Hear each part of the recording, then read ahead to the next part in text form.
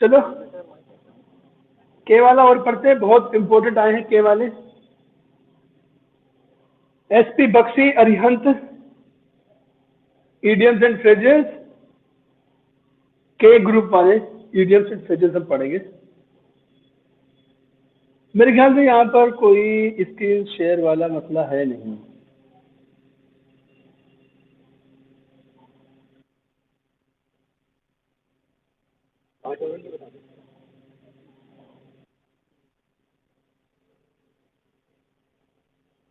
Screen share कर ही देता हूँ।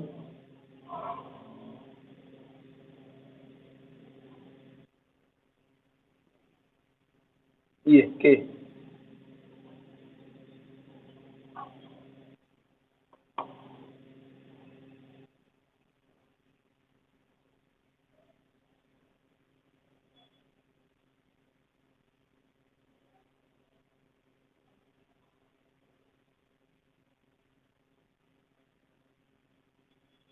अब बताइए पूरा दिखाई दे रहा है?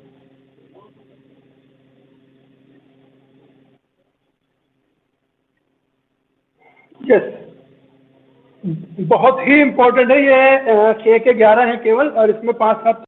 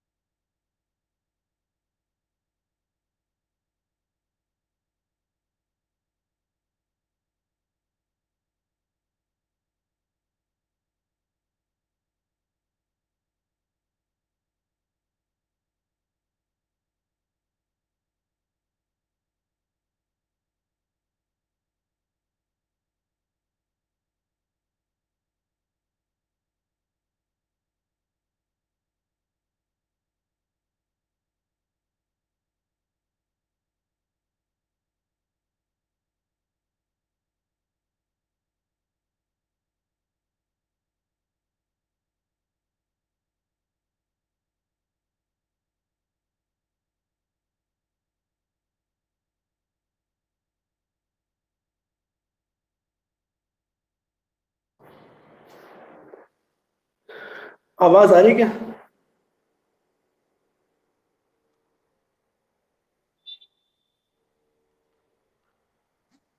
हेलो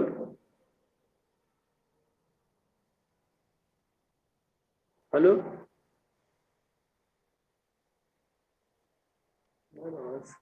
अब आएगी, अब आएगी आवाज।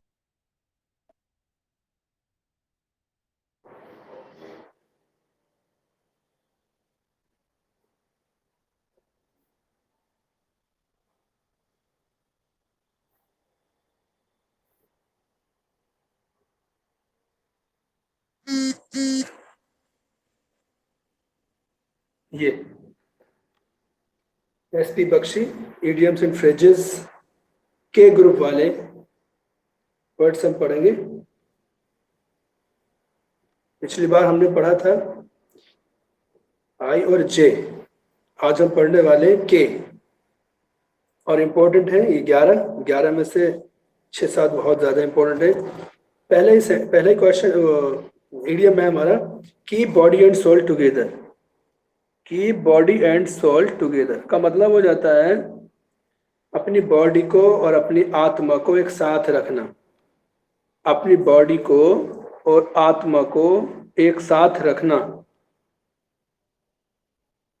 जब बॉडी और बॉडी के अंदर आत्मा भी साथ में रहेगी तो इसका मतलब क्या होगा, आदमी जीवित रहेगा, जिंदा रहेगा। बिल्कुल ऐसे ही कि बॉडी एंड सोल टुगेदर का मतलब हो जाता है जीवित रहना, to sustain life, to maintain life, जिंदगी को बनाए रखना, जीवित रहना, सस्टेन लाइफ या रिवाइव, सर्वाइव, जीवित रहना। यानी these days because of rising price it is difficult to keep body and soul together। आजकल कीमतें बढ़ने की वजह से बहुत मुश्किल है बॉडी और सोल को एक साथ रखना, यानी जीवित रहना, यानी जिंदा रहना बड़ा मुश्किल है आजकल। इतनी ज्यादा महंगाई चल रही है, इस महंगाई के दौर में बहुत मुश्किल है। बहुत इंपॉर्टेंट है, निशान लगा लेना इसको, इंपॉर्टेंट है ये भी जो मैं अब बोल रहा हूं। Keep an arms length, keep रखना, आर्म्स बाह की एक हाथ की दूरी तक रखना, यानी किसी व्यक्ति को, किसी भी चीज को एक हाथ की दूरी पर रखना, यानी एक हाथ दूर रखना, पास नहीं आना, करीब नहीं आना, बल्कि जरा एक हाथ दूर। कहते हम कहते ना कि जरा एक हाथ दूर रहे, जरा दूर रहे। कैसे कहते हैं? एक हाथ दूर रहो, यानी थोड़ी प्रॉपर डिस्टेंस बना के रखो, एकदम आके गले मत लग जाओ सीधे, नहीं, एक हाथ की दूरी जरा बना के रखो। तो क्या हुआ? प्रॉपर डिस्टेंस को मेंटेन करना। स्कूल में जब पीटी होती थी, आपको ध्यान होगा, बच्चों की पीटी होती थी तो हमें कहा जाता था एक एक हाथ की दूरी बना के रखो, एक एक हाथ की दूरी बनाओ। क्यों? जिससे कि आराम से हाथ घूम जाए। तो एक हाथ की दूरी बनाना उस समय कहने का मकसद हुआ करता था कि पर्याप्त डिस्टेंस बनाए रखना। तो to keep at arm's length का मतलब होता है to keep at a distance, एक निश्चित डिस्टेंस बनाए रखना। Selfish people should always be kept at arm's length. उसका मतलब हो गया शेल्फिश लोगों को, स्वार्थी लोगों को एक हाथ की दूरी तक रखना चाहिए, यानी उनसे पर्याप्त दूरी बनाकर रखनी चाहिए। थर्ड है हमारा keep the wall from the door. बढ़िया है ये। कीप मतलब रखना, वॉल मतलब भेड़िया को रखना दरवाजे के बाहर। भेड़िया बहुत भूखा होता है, बहुत भूखा जानवर होता है। भूख को दरवाजे के बाहर रखना, इसका मतलब ये हो जाता है टू अवॉइड स्टारवेशन, भूखमरी से बचना। यानी भेड़िए को दरवाजे के बाहर रखना का मतलब है, भुक्कड़ एनिमल को बाहर रखना का मतलब है भूख को, यानी भूखमरी को दूर रखना, यानी बचना, भूखमरी से बचना। इंपॉर्टेंट है ये भी। In India millions of people struggle hard to keep the wall from the door. Bharat में लाखों लोग स्ट्रगल करते हैं, बहुत स्ट्रगल करते हैं। क्यों स्ट्रगल करते हैं? To keep the wall from the door, अपने घर से भेड़िया भगाने के लिए, यानी अपने बच्चों को भूखमरी से बचाने के लिए। किथ एंड किन, इंपॉर्टेंट है। किथ एंड किन, ब्लड रिलेशन, रक्त संबंध, खूनी रिश्ते। Kith and kin, if we have no love for our kith and kin, यदि हमारे दिल में हमारे किथ एंड किन के साथ, हमारे सगे संबंधी रिश्तेदारों के साथ, जो ब्लड रिलेशन है हमारे सगे भाई सगी बहन के साथ, अगर हमारे दिल में प्यार नहीं है, we can not be expect to love humanity. We can not be expect to love humanity. हम मानवता से उम्मीद नहीं कर सकते, हम लोगों से एक्सपेक्ट नहीं कर सकते कि लोगों के अंदर मानवता होगी। लेकिन कोरोना पीरियड में क्या हुआ?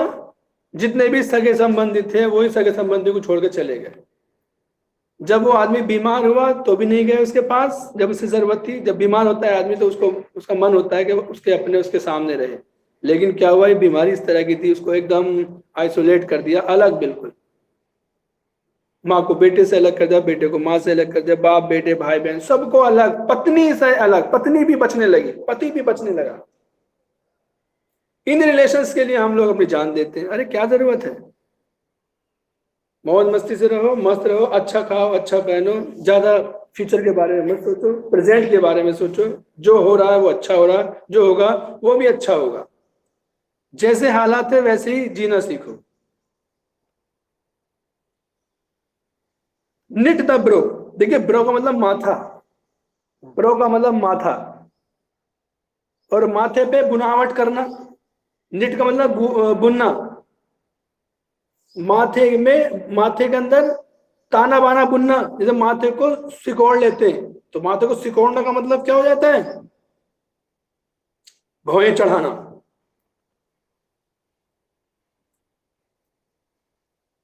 हम आए घर में और घर वालों ने हमें देखते ही माथा चढ़ा दिया, तो माथा चढ़ जाता है, तो माथे पे क्या होता है? निशान आ जाते हैं, माथे पर निशान आ जाते हैं। तो निशान आना मतलब कुछ निशान सीधे होते हैं, कुछ निशान तिरछे होते हैं, जब सीधे तिरछे मिल जाते हैं, आप में ताना बाना से लगता है, ताना बाना से लगता है, ऐसा लगता है मानो कि कुछ बुनाई से चल रही हो, कुछ बुन गया हो। आपने देखा होगा शंकर भगवान के माथे पर लंबे लंबे निशान, 3 निशान लंबे लंबे, तो ऐसा लग रहा है जैसे कि धागे धागे का ताना बाना हो। तो जब ताना बाना होता है तो बुनाई होती है। और माथे पर बुनाई करना, इसका मतलब क्या हो जाता है? माथा चढ़ा लेना, फ्रॉन करना, बहुत ज्यादा भरकुटी चढ़ा के रखना।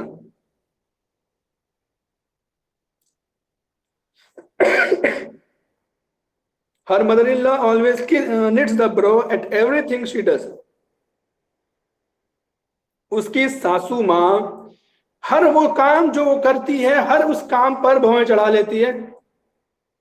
ये भौएं चढ़ाना मतलब निट द ब्रो। 6 है हमारा, किक द बकेट। बकेट मतलब बाल्टी होता है, किक मारना, बकेट में किक मारना, बाल्टी में किक मारना, यानी आदमी को अपने जीवन रूपी बाल्टी के अंदर किक मार के चला जाना, यानी मर जाना। ये बिल्कुल अलग है, याद करना ही पड़ेगा इसको। उन्होंने इसको इसको इस तरह से याद करेंगे, उन्होंने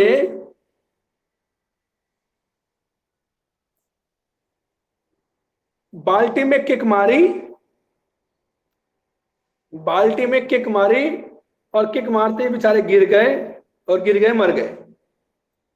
बाल्टी में लात मारी और जिंदगी ने उन्हें लात मार दी। उन्होंने बाल्टी में लात मार दी और जिंदगी ने उन्हें लात मार दी, और वो जब उनके लात लग गई तो बेचारे गुजर गए। तो किक द बकेट का मतलब हो जाता है टू डाई, मर जाना। He kick the bucket after long illness in the prime of his life, उसने अपनी बाल्टी में लात मार दी, यानी उसकी जिंदगी, वो मर गया। आफ्टर लॉन्ग इलनेस, लंबी बीमारी के बाद, इन the prime of his life, अपने जीवन के प्राइम टाइम में, प्राइम टाइम मतलब जवानी में ही लंबी बीमारी से बेचारा वो मर गया। 7th, keep up appearances. Keep up appearances, देखिए अपीरियंस का मतलब होता है बनावट, दिखावा। कीप अप अपीरियंस का मतलब होता है बनावट या दिखावा, दिखावे को बनाए रखना, यानी आप जैसे हैं उसको बनाए रखना, यानी दिखावे को बनाए रखना मतलब मेंटेन आउटवर्ड शो। मेंटेन का मतलब बनाए रखना, आउटवर्ड बाहरी, शो दिखावा, बाहरी दिखावे को बनाए रखना। अंदर चाहे पेट में चूहे दौड़ रहे हो लेकिन अच्छे कपड़े पहने रखना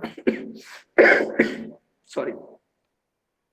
तो कीप अप अपीयरेंस का मतलब है टू मेंटेन आउटवर्ड शो, बाहरी दिखावा बनाए रखना। दो he is in financial crisis, यद्यपि वो फाइनेंशियल क्राइसिस में है, यद्यपि वो फाइनेंशियल क्राइसिस में है, he is able to keep up appearances, लेकिन वो एबल है, वो समर्थ है अपीयरेंस, बाहरी दिखावा बनाए रखने में। इंपॉर्टेंट है बहुत ज्यादा। 8 sorry, keep once fingers क्रोज्ड। Keep once fingers क्रोज्ड, अपनी फिंगर्स को क्रॉस्ड रखना, अपनी फिंगर्स को क्रॉस रखना। क्रॉस रखना मतलब एक दूसरे के अंदर घुसा के रखना। एक दूसरे के अंदर कैसे घुसा के रखना?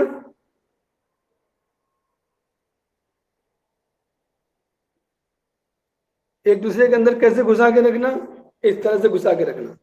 जब हम किसी चीज को एक्सपेक्ट करते हैं, किसी चीज की उम्मीद करते हैं, तो हमारे अंदर बेचैनी सी रहती है, और इस तरह से कुछ यूं करते रहते हैं, पता नहीं क्या हो, पता नहीं क्या हो, पता नहीं क्या हो, मान लीजिए कोई बहुत ज्यादा मतलब रिजल्ट आने वाला है, बहुत हम एक्साइटेड फील कर रहे हैं और डर भी लग रहा है अंदर से, और रिजल्ट जैसे आने वाला होता है, पता लगता है कि 12 बजे अपलोड कर दिया जाएगा, तो हम लोग क्या करते हैं इस तरह से, यूं यूं एक परेशानी सी रहती है, इस तरह से क्रॉस्ड, अपनी उंगलियों को ऐसे क्रॉस रखना, इस तरह से रखना, यानी कीप वंस फिंगर्स क्रॉस्ड का मतलब हो गया है वेट करना बहुत ज्यादा एक्सपेक्टेशन के साथ, बहुत ही प्रत्याशित तरीके से वेट करना।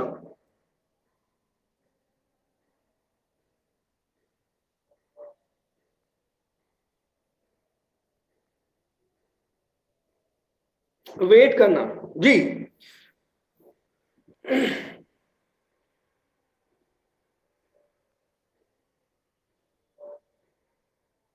We had to keep our fingers crossed till the last ball was bowled. आखिरी बॉल तक, जब तक आखिरी बॉल ना फेंकी गई तब तक हमने अपनी उंगलियों को एक दूसरे में फंसा के रखा, यानी वो इंतजार करते रहे बहुत ज्यादा एक्सपेक्टेड होकर के।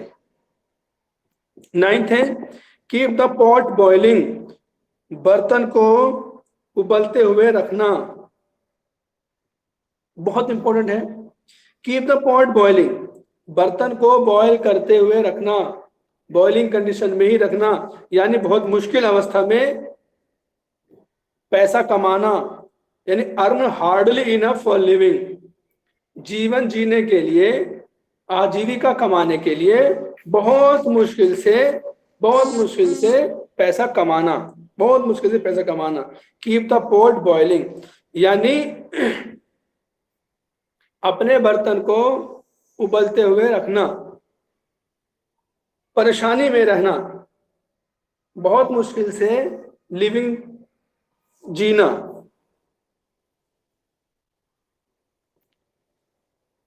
He is earning only to keep her pot boiling.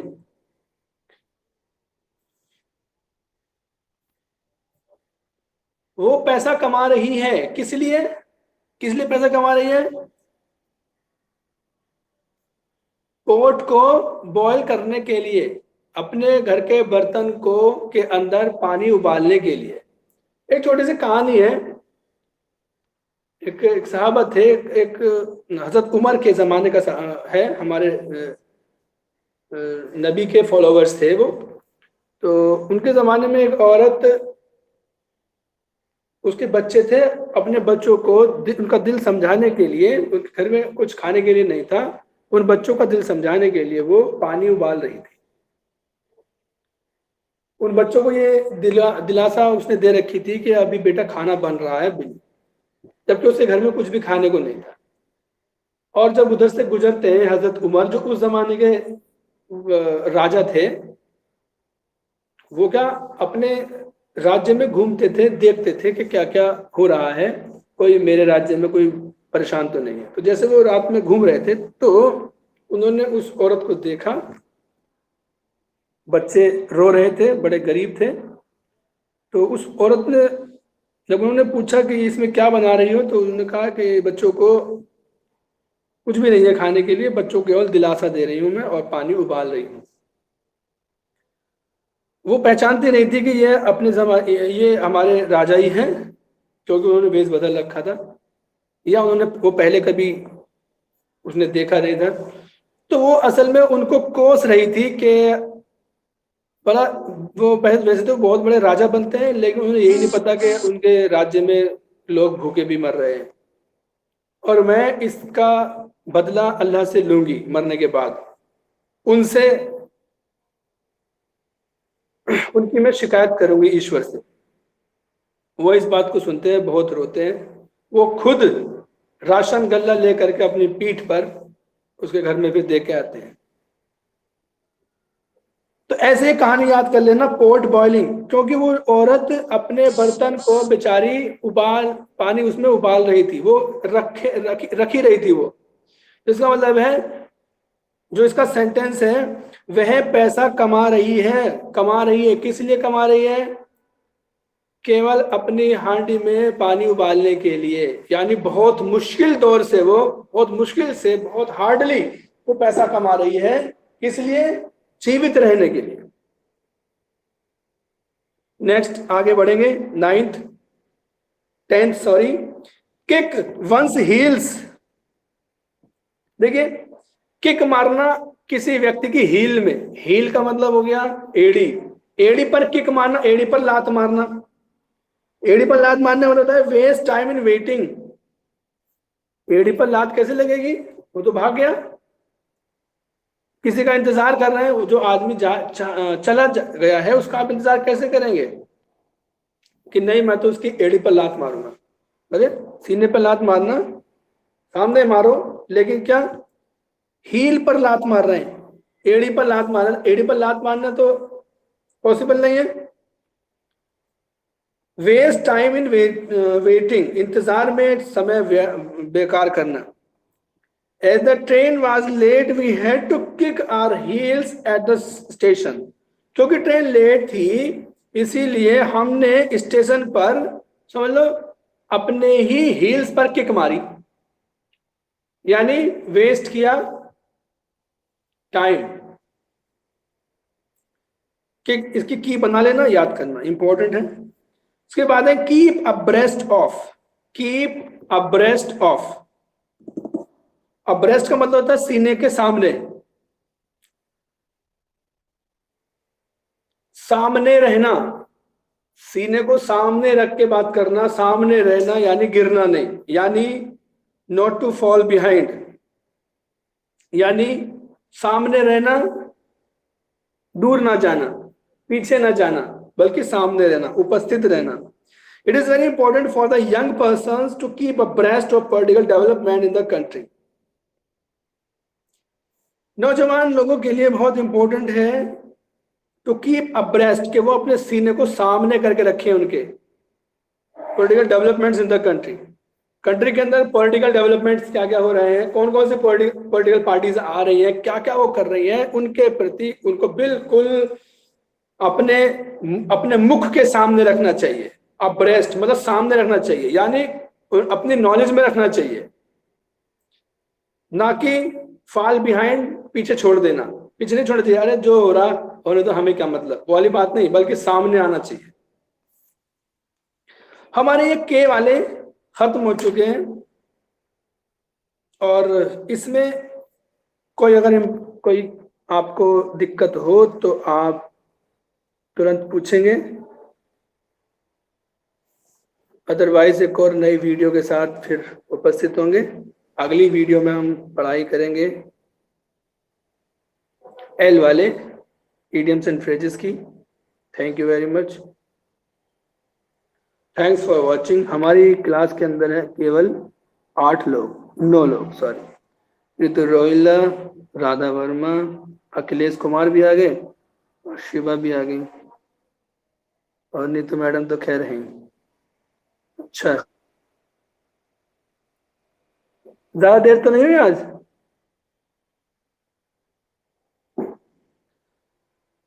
अब देखिए आपके लिए कोर्स मतलब कितना काम हो गया। एच वाला मैंने पढ़ाया था, आई पढ़ा दिया, जे पढ़ा दिया, और के, HIJK, ये कल आपके टेस्ट में दिए जाएंगे, ये आपके टेस्ट में दिए जाएंगे, ये याद कर लेना। टेस्ट में उपस्थित होना अनिवार्य है। चलो इशाक रजा है, मैं सोच रहा था पता नहीं वो नहीं है क्या। ऑफिशियली क्लास खत्म होती है, इससे मुतालिक या किसी और चीज़ से मुतालिक किसी को पूछना है तो बताना। 2 बातें हमारी रह रही थी फिलहाल, जहां से हमने छोड़ा था नेटवर्क इश्यू था, नेटवर्क को हमें बदलना ही पड़ेगा, एक ब्रॉडबैंड लेना पड़ेगा मेरे ख्याल से हमें। आज करूँगा फ़ोन से। जहां हमारी बात थी वो उसमें 2 बातें अधूरी थी। एक तो ये कि 14 लाख फॉर्म भरे गए थे, जो राधा रानी है इन्होंने बहुत बढ़िया बात कही थी। 14 लाख फॉर्म भरे गए, इस बात पे मुझे गुस्सा नहीं था, गुस्सा इस बात पे मुझे आया कि भैया कंपटीशन तो बढ़ जाएगा, इस बात पे मुझे गुस्सा आया था। अरे कंपटीशन बढ़ जाएगा तो तुम कंपटीशन की ही तो तैयारी कर रहे हो। तुम्हें अपने ऊपर ही भरोसा अगर नहीं है तो तुम पे मैं क्यों भरोसा करूं, या कोई और क्यों भरोसा करे। तैयारी आप कर रहे हैं, आप उसी कंपटीशन के अंदर नंबर 1 पे आने की तैयारी कर रहे हैं। राधा के सामने एग्जाम्पल है,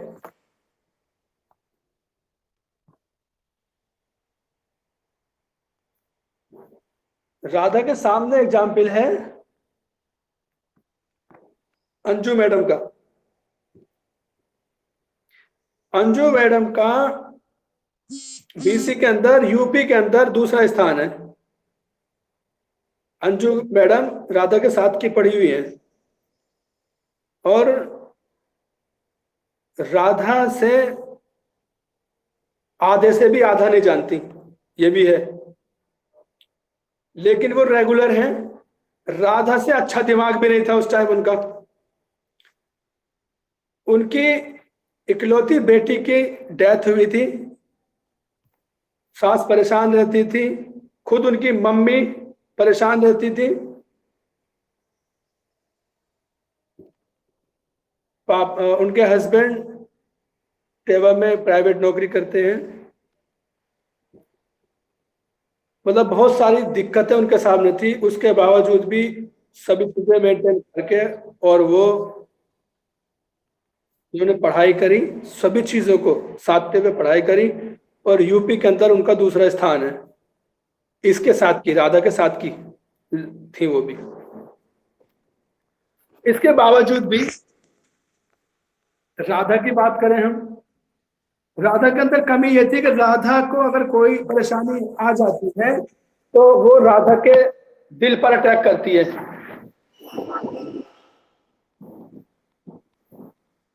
फिर इसको समझाने वाला बेवकूफ है। दुनिया भर की बातें, दुनिया भर की निगेटिव बातें दिमाग में आ जाती है, कभी आ गए कभी ना आए, कभी आ गए कभी ना आए। ये रवैया राधा का रहा, और राधा को एक क्वेश्चन से सिर्फ राधा का नंबर बस आ ही गया। एक एक दो क्वेश्चन अगर इसके नहीं होते, एक क्वेश्चन भी अगर इसका नहीं होता और, तो ये वेटिंग में भी नहीं आती।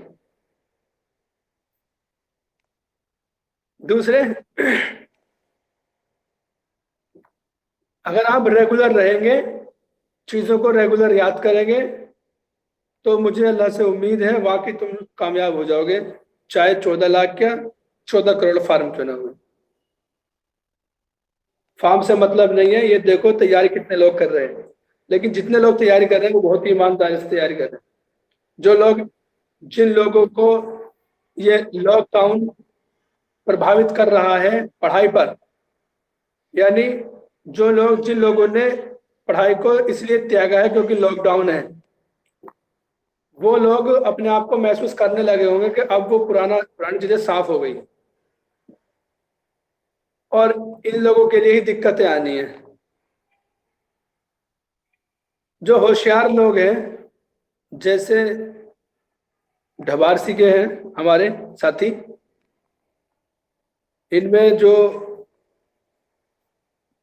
एक दो बहुत अच्छे हैं, एक दो एवरेज हैं।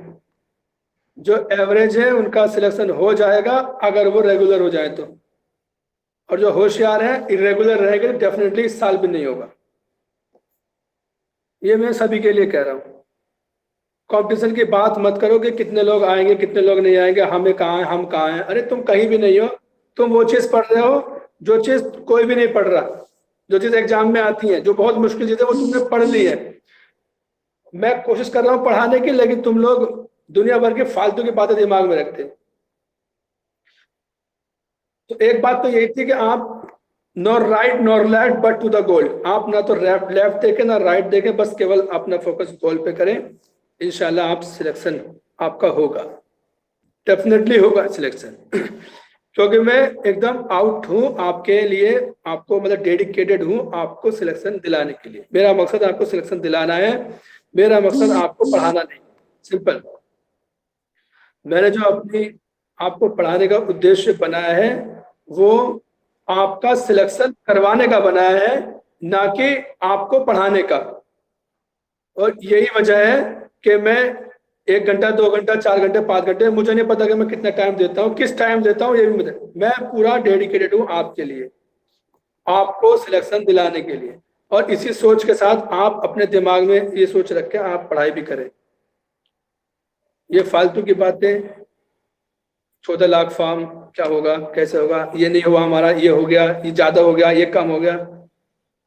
आप अपने नेटवर्क सही करिए। मेरे नेटवर्क अगर जाते हैं तो उसमें आपका ज्यादा नुकसान नहीं होगा, क्योंकि चीजें आगे नहीं बढ़ी। लेकिन अगर आपके नेटवर्क जाते हैं तो उसमें आपका नुकसान हो जाता है। तो आपकी समस्या आपकी अपनी है, आप उसे दूर करने की कोशिश करें। एक बात तो ये थी। दूसरी बात ये थी कि इस कोरोना ने जितने भी रिलेशंस की जान पहचान हमसे कराई है ना, अगर 1,000 रुपए के बादाम भी खा लेते ना, 50,000 के ही बादाम खा देती, अकल नहीं आती। सगा बाप, सगी माँ, सगा बेटा, सगी बेटी, अगर किसी को कोरोना हो गया तो उसको देखना भी पसंद उसने नहीं किया। ये जिंदगी की फ्यूटिलिटी है, फ्यूटिलिटी, तुच्छता, तुच्छता जिंदगी की, मतलब इस दुनिया के अंदर ये जीते जागते रियलाइजेशन है हमारी जिंदगी के। अगर किसी मोहल्ले में भी किसी को कोरोना हो गया तो पूरे मोहल्ले ने उसके घर जाना आना बंद कर दिया, दूर से बात करनी बंद कर दी, इवन फोन पे बात करनी बंद कर दी। क्या फोन से भी कोरोना होता है? अरे फोन से बात आदमी कर ही सकता है। जितने भी अमीर लोग हैं, जितने भी ज्यादा, थोड़े से ज्यादा पढ़े लिखे लोग हैं और ज्यादा अमीर लोग हैं, उन्होंने ही अपने माँ बाप को डिस्कार्ड किया। उन्होंने अपने माँ बाप से ज्यादा मोहब्बत नहीं की। जो पत्नी, जिसके बिना मन ही नहीं लगता कि उसके हस्बैंड का, या जिस पति के बिना उसकी पत्नी का मन नहीं लगता, अगर उसको हल्की सी भनक हो गई कि कोरोना पॉजिटिव है, सबसे पहले उसी ने दूरियां बनाई। अरे ये यथार्थता है, ये वास्तविकता है इस संसार की, आप इसमें ज्यादा ना उलझे। जो हाथ में है, जो आज है, आप उसको खूब जिए, मस्त रहे, खूब अच्छा खाएं, अच्छा पहने, औलाद के लिए आप छोड़ के जाएं, उनके लिए छोड़ के जाएं, जितना भी छोड़े छोड़े, लेकिन उनके चक्कर में अपने आप को कष्ट में न डालें।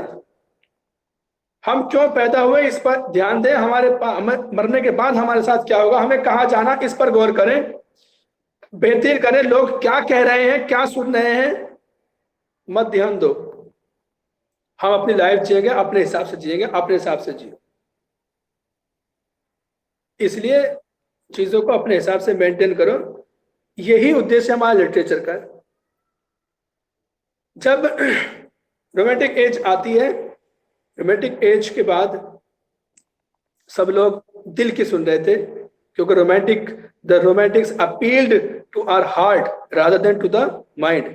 रोमांटिक्स का जो मतलब था वो सिर्फ दिल की बात सुनने का था। दिल को जो अच्छा लग रहा वो कर रहे थे, दिमाग का काम उनका नहीं था, अच्छा क्या बुरा क्या नहीं सोचा, जो भी मस्त है अच्छा लग रहा वो कर रहे थे। रोमांटिक एज के बाद आती है विक्टोरियन एज। क्वीन विक्टोरिया शासन करती है, और क्वीन विक्टोरिया के दिमाग में था एक उपनिवेशवाद, कॉलोनाइजेशन जिसे हम कहते हैं। उसने क्या, उसका दिमाग में था कि कॉलोनी बनाएंगे, सारे दुनिया पे हम राज करेंगे। और किया भी, आगे बढ़े वो लोग उसी उद्देश्य के साथ आगे बढ़े।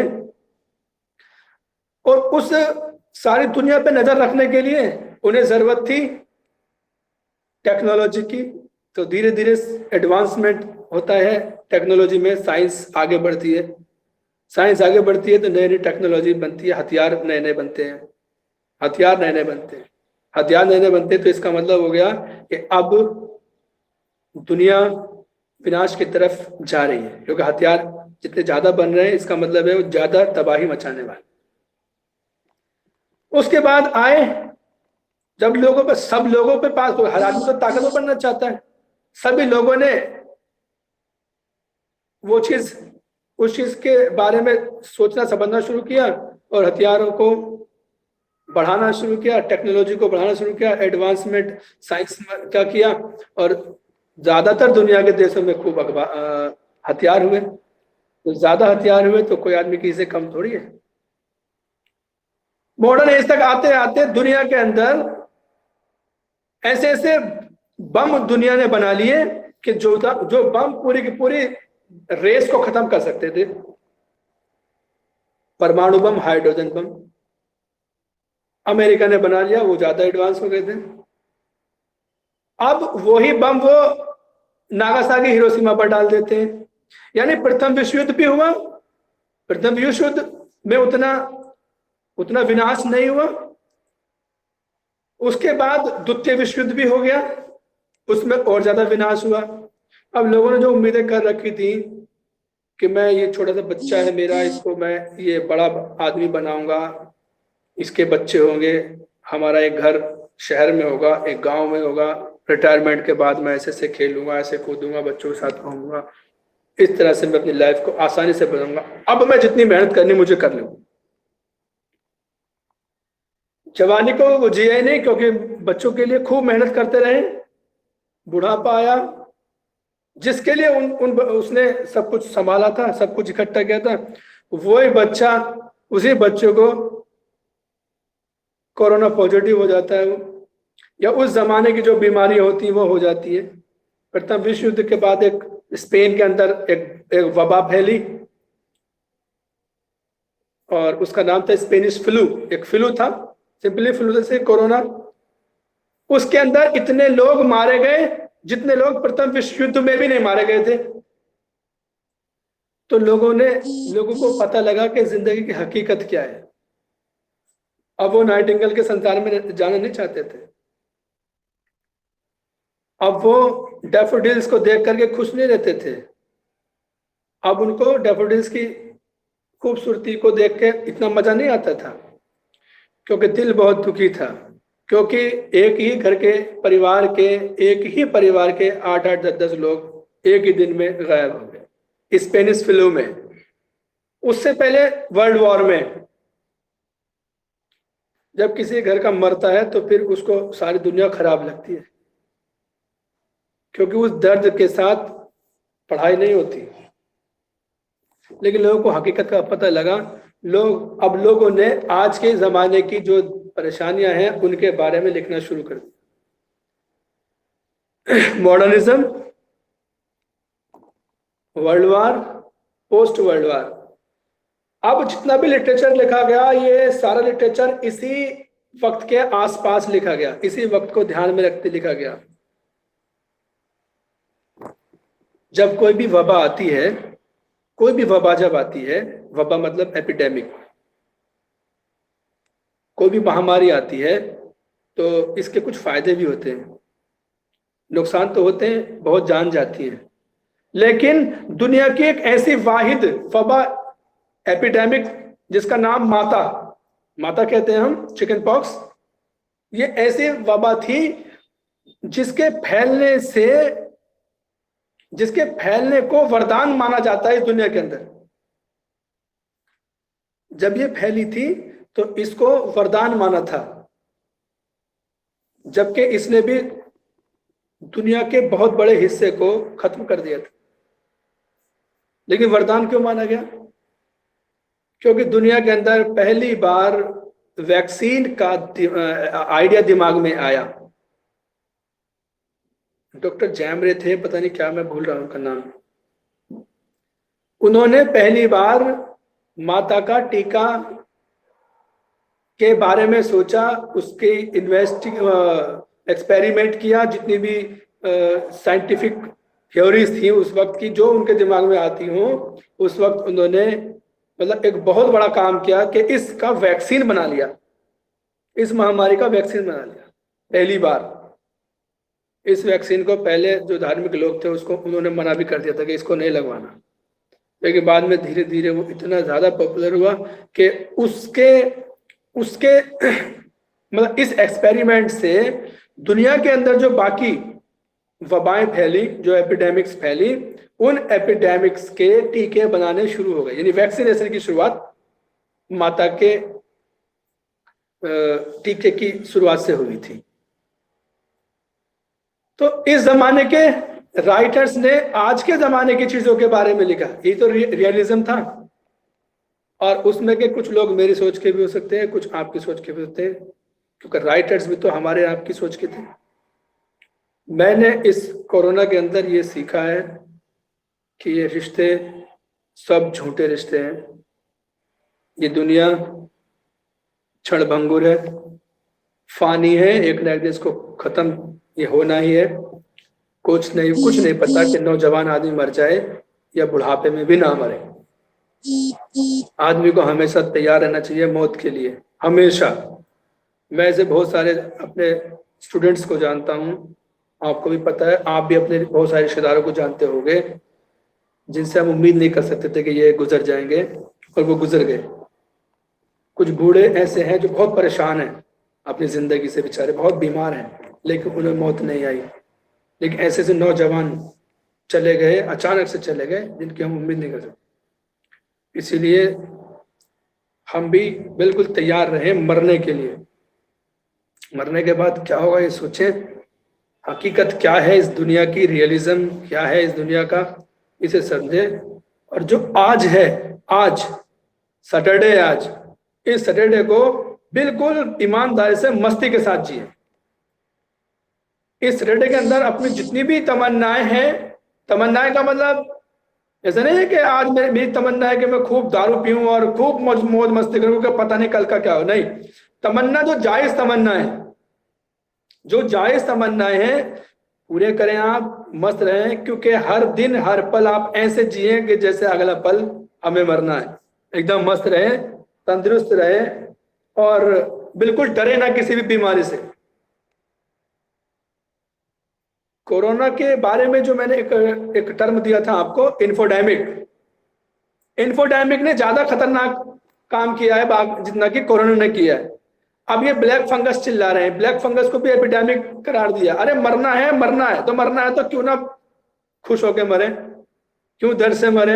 अगर मरना ही है तो अपने परिवार के साथ मरेंगे, जुड़ेंगे, अपने परिवार के लोगों को छोड़ देंगे मरने के लिए, उनसे बात भी नहीं करेंगे, देखेंगे भी नहीं। मैं ये नहीं कह रहा कि तुम जाओ के कोरोना पॉजिटिव किससे लिपट लिपट कर रो लो।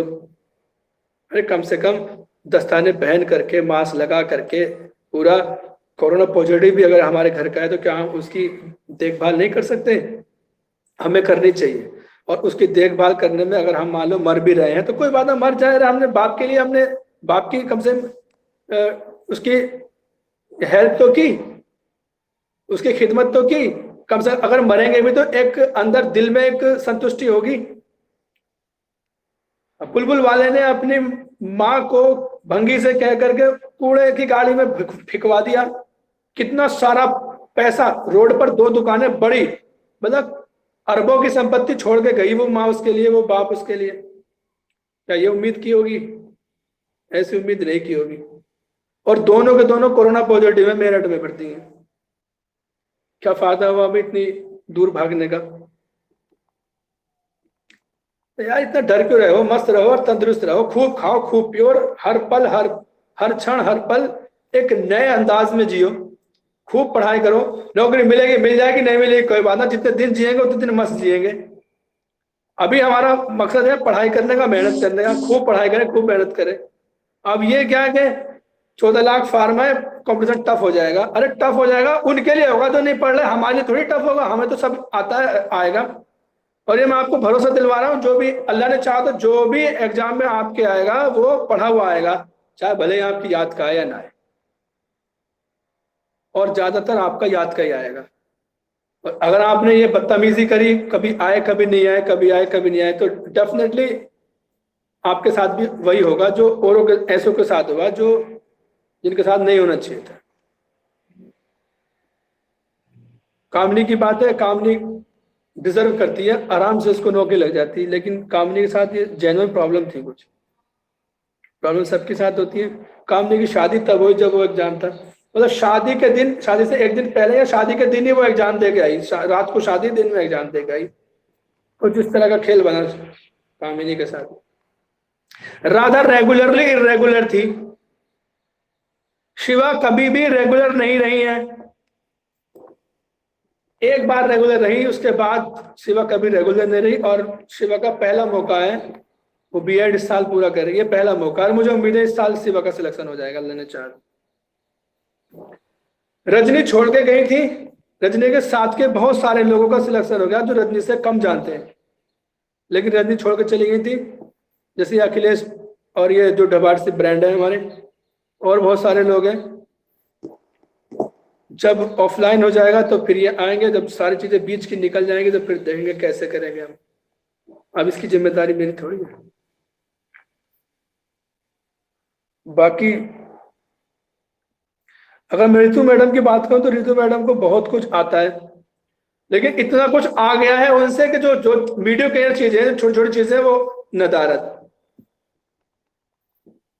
यानी रितु मैडम से आप अपने फूफा का नाम पूछ सकते हैं, वो बता भी देंगी, लेकिन रितु मैडम का दिमाग ऐसा हो गया कि वो अपने फूफा का नाम भूलें। रितु मैडम अपने फूफा का नाम भूल गई, आपके फूफा का बता देंगे। मतलब कहने का यह है कि रितु मैडम ने इतना कुछ पढ़ लिया कि डीप, कोई क्वेश्चन डीप वाला है तो वो बता देंगी, लेकिन जो आसान ऊपर वाले क्वेश्चन हैं वो उन्हें पता ही नहीं। जैसे वी आर यूरोपियंस, तो we are Europeans is M R है, वो कंफ्यूज है इसमें कि जो ट्रांजिटिव वर्ब है इंट्रांजिटिव वर्ब है, जबकि ये लेक्चर जो मैंने कल लिया था वर्ब का, ये लेक्चर उनके सामने शायद 2-4 बार हो चुका पहले। Still she is confused whether it is transitive verb और इंट्रांजिटिव वर्ब, जबकि सेंटेंस के अंदर वो है ही नहीं।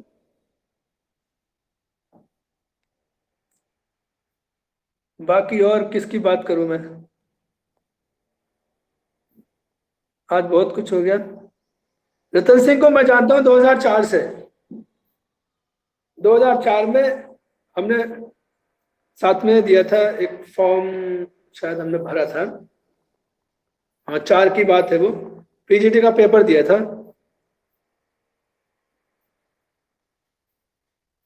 अच्छे खासा स्कोर था रतन सिंह का, बहुत अच्छा लिटरेचर था, और ग्रामर तो ये खैर इंटर कॉलेज में पढ़ाते थे तो कोई दिक्कत भी नहीं थी।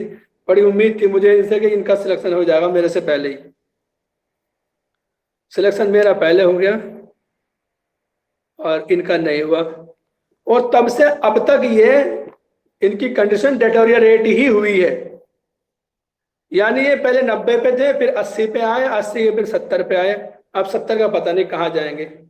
वो तो संजीव सर का भला हो कि इन्होंने थोड़ा रोक रखा, ना तो ये भी गायब हो जाते।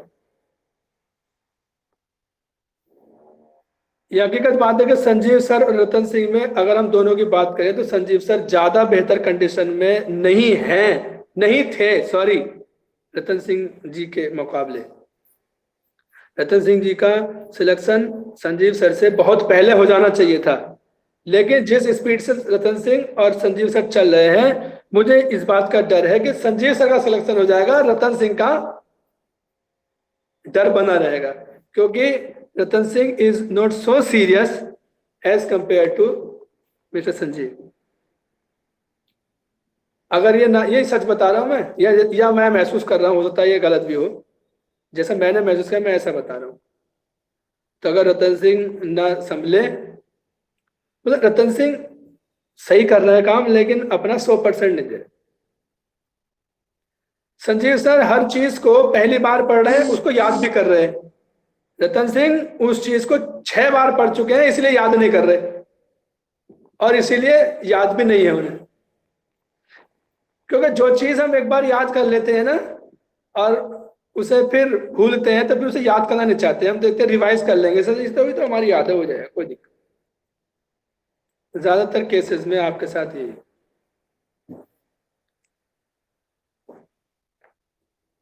अब कल मैंने पढ़ाया, एक्टिव पैसिव कराया मैंने कल, उससे पहले कुछ ग्रामर का कुछ कराया था, और शिवा गायब थी। क्योंकि बात ये है ना, उनके दिमाग में ये बात है कि 7 बजे है तो 7:30 8 बजे तक क्लास शुरू होगी, और उसमें भी पता नहीं क्या क्या पढ़ाएंगे, कुछ काम का पढ़ाएंगे, देख लेंगे, वीडियो देख लेंगे, अदरवाइज ये बहुत बड़ी समस्या है। लेकिन अगर इसहाक की बात करें तो इसहाक को हर चीज ऐसे लगती है कि ये इंपॉर्टेंट है और इसे हमें याद ही करना चाहिए।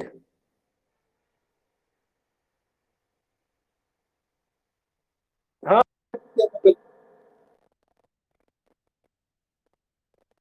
9:30 बजे देखोगे तुम। अब मेरी बात पूरी होने दो, पहले पहले मैं अपनी कहूंगा फिर तुम्हारी सुनूंगा। मैं इशाक की बात कर रहा था, इशाक की अगर तुम कॉपी में तैयार होगा ना, एक एक जो जो जुबान से निकली हुई चीज है ना, जो जुबान से निकली हुई चीज है वो एक एक चीज इशाक की कॉपी में लिखी हुई होगी। अब इसका मतलब ये नहीं कि तुम इसका मर्डर कर दो कि ये हमसे आगे निकल रहा है तो भैया ये निकल क्यों रहे हैं आगे, इसका मर्डर करो। ऐसा नहीं है, कभी जेलस फील करने लगो तुम।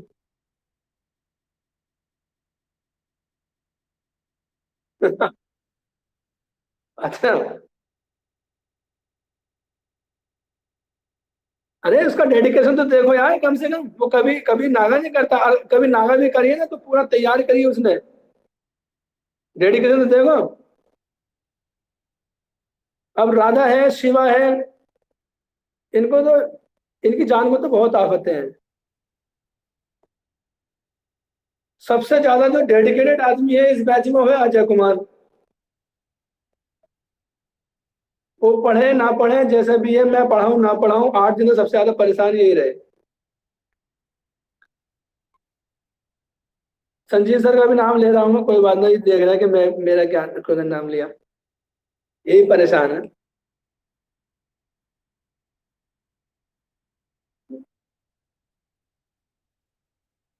चलो मेरी बात पूरी हो गई, आप बताओ। इनमें सबसे ज्यादा जो नुकसान होगा वो 2-3 लोगों का बहुत होगा। एक तो निधि। हाँ बोलो बोलो बोलो। अपना पहले मुंह दिखाओ, मुंह दिखाओ पहले अपना। मुंह दिखाओ मुंह। नहीं ऐसे नहीं सुन लेंगे, हमें क्या पता किससे बात करें। ना, मुंह दिखाओ अपना, ऐसे थोड़ी होता है। तुम्हारे चक्कर में रोज नाटक। अभी बताओ अभी, तो मुंह तो दिखाओ अपना। नहीं ऐसे नहीं बता। हाँ संजीव सर पूछवा लो। संजीव सर कुछ कह रहे हैं? तुम्हारे भाव पे कुछ लगा हुआ नजर आ रहा है मुझे। कैसे?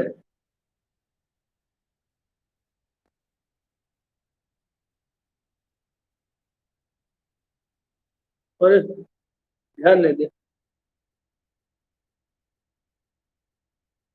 ध्यान नहीं दिया, चोट अच्छी खासी लगी, उठ रहा है।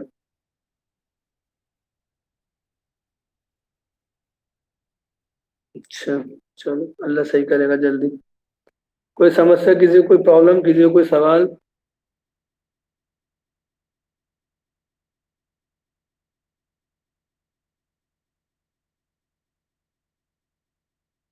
नीतू मैडम,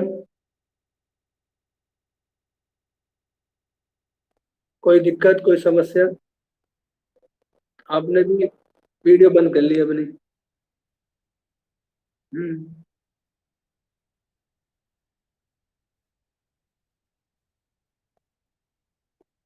अब सही है, अब अच्छा है। जे, HIJK, 4 सही हो गए हमारे। 4 हमारे हो चुके हैं। आपसे ये उम्मीद की जाती है कि आप इसे याद करें। और एंग्लो सेक्शन पीरियड, आपकी वो गायब होगी फिर से वीडियो। शायद नेटवर्क की प्रॉब्लम है, मेरे ख्याल मुझे से लग रहा है।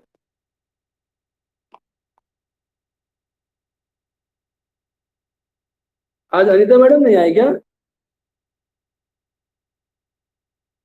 कुछ नजर आ रहा है, जाओ। ऑफिशियली क्लास खत्म होगी, जाना हो तो चले जाओ। कुछ कुछ पूछना हो तो बताओ।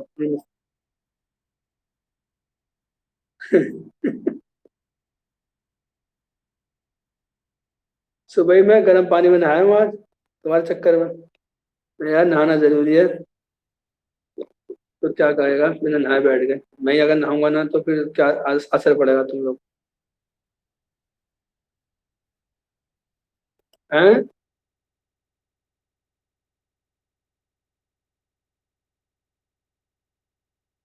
समझ में ना आई हमारी बात?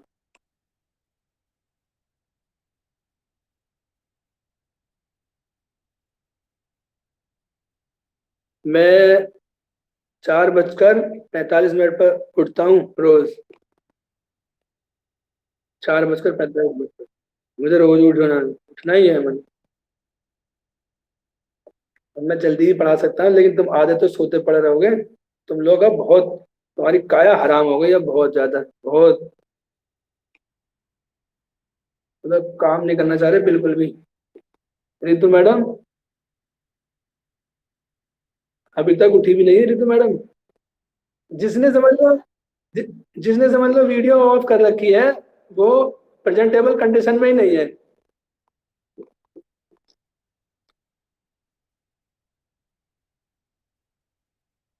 वो आराम से वो रात के कपड़ों में ही है।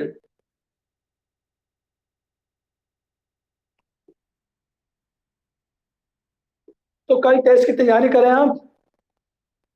किसी को और कोई प्रॉब्लम हो तो मुझे बताओ, अदरवाइज मैं खत्म कर रहा हूँ। क्यों ना लेंगे? क्यों ना लेंगे ये बताओ। इरादा नहीं है तुम्हारा? जरा वीडियो पे आओ पहले तो। वीडियो पे आओ। वीडियो पे आओ, वीडियो पे आओ। कल टेस्ट में, टेस्ट तो टेस्ट की जगह होगा। वीडियो पे आओ जरा, अभी मैं अभी डांट नहीं पा रहा तुम्हें ढंग से। हाँ। कहाँ चलेगी राधा? ओ, सेवा। ये रही मिलेगी सेवा। हाँ। क्या तुम क्या कह रही थी, शाम को क्लास लोगे?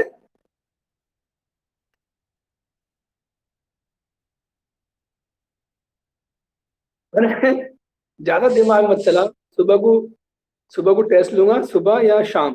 कल लूंगा लेकिन। ठीक है। सुबह या शाम कल टेस्ट लूंगा।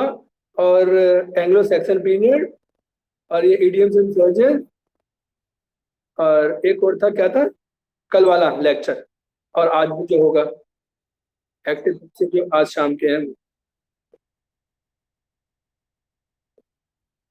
और सुनाओ, किसी को और कोई प्रॉब्लम हो तो। बार बार वीडियो देख लेना अपनी मेरी वो, और यूट्यूब पे देखना वीडियो। और हर एक अपना मिशन बना लो, कम से कम 1-1 लाख सब्सक्राइबर एक करने हैं। ठीक है। 1-1 लाख भी अगर कर लिए तो 40 लाख सब्सक्राइबर हो जाएंगे मेरे।